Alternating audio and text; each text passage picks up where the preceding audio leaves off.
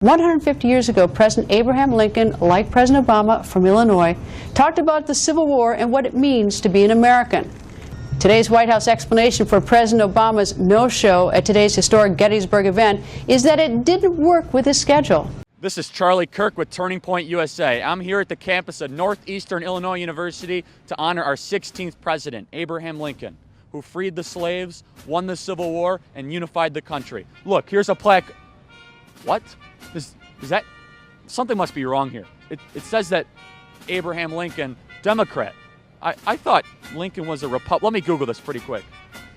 Abraham Lincoln, Republican, and a proud Republican. I am right. Abraham Lincoln, founder of the Republican Party. I first learned about it from the same news reports that I think most people learned about this. And I am not happy about it. And I take full responsibility for making sure it gets fixed ASAP. That people are working around the clock, 24 hours a day, 7 days a week, to fix the problems. As you can see, there's some confusion amongst whether Abraham Lincoln was a Republican or Democrat.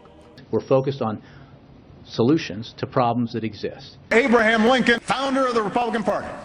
That's the debate we're still having, because to this day, Republicans have refused to offer an alternative. I met with an awful lot of Republicans to try to get them to go along, but because there was just ideological resistance to the Abraham Lincoln. And I've told the country what I think we need to do. There are ways of doing this. And just sign an executive order. So it's with disappointment that I ask this question tonight. Why didn't President Obama travel a short distance, 63 miles, to Gettysburg to speak on one of our nation's most important anniversaries? Abraham Lincoln, founder of the Republican Party. And I am not happy about it. But I'm optimistic that we can get it fixed. That people are working around the clock, 24 hours a day, 7 days a week, to fix the problems. Abraham Lincoln, founder of the Republican Party. There's a possibility of resolving problems that have lingered for decades. Or why he would snub today's Gettysburg Address commemoration. Abraham Lincoln. Maybe President Obama, with all his great education, skipped American history. Abraham Lincoln, founder of the Republican Party.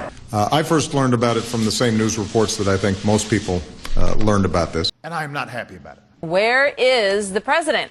Hollywood, of course, campaigning among the rich and famous today. You know, I had to raise a lot of money. This three-day West Coast swing, the White House has orchestrated no fewer than 6 fundraisers for the Democratic National Committee and related campaign committees.